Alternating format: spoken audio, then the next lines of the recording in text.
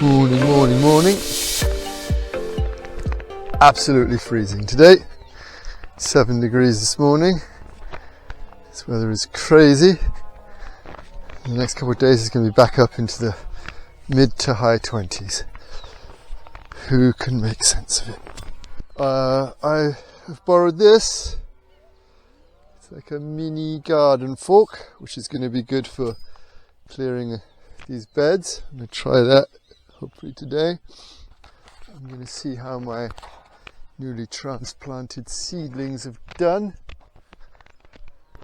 and then we'll see where we go from there. These ones seem to be mostly doing okay. That's not one, that was there already. There's one there, and a couple along here, and these ones too. So, fingers crossed, that's going okay. Getting beds ready for onion and garlic. This one, which is already covered in hay, I've taken out the last of the long beans in this row, and I'll be weeding that.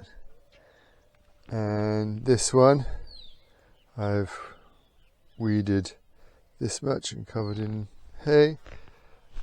When I peel back the tarp, it looks like this. This has been under the tarp for probably 4 months. Oh, there's a big ant's nest there. Gotta be careful. Yeah, for 4 months, so I'm gonna dig the grass out of here. When I have this all done, I'm going to probably plant onions in this one and garlic in that one. What they do is in the autumn they'll grow shoots which will then overwinter.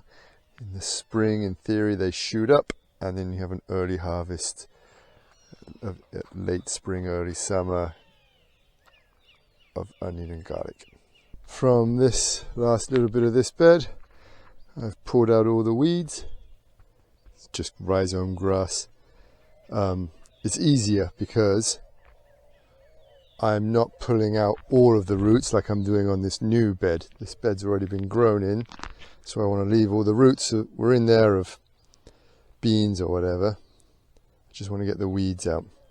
In a normal, as I understand it, in a normal no-dig system, this grassy bit here would have been covered with cardboard and then mulch, and all this grass would die.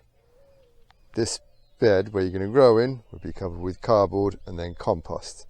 I don't have access to any of that stuff in such volumes. So the weeds, the grass, this rhizome grass grows in from the sides, and I have to keep pulling it out. I guess as time goes by I can try and start covering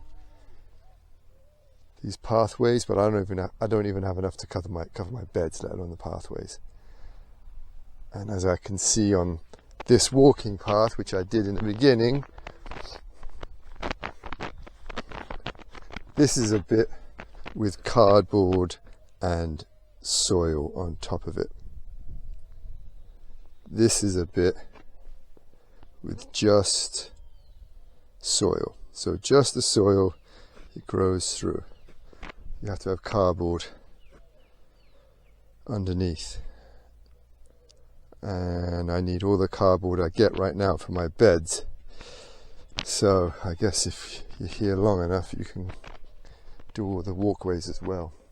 And I could probably fake mulch by getting like hummus, not the dip, the stuff off the forest floor from over here in these trees. We'll see. Bit by bit. Big fungus I found yesterday, the chicken of the woods. Apparently about 1% of people have an allergic reaction to it, where your lips and your tongue can swell up and you can get a bit buzzy. So I chopped off a little bit and cooked it up with some olive oil yesterday, just sauteed it. Really delicious, like juicy chicken breast, same texture, same kind of flavour, no side effects.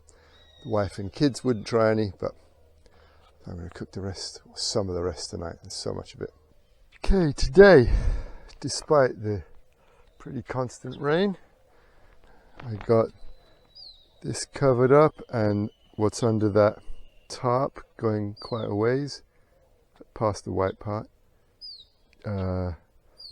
Forked, now I got to dig it up, and I got this finished, all that weeded and covered in hay.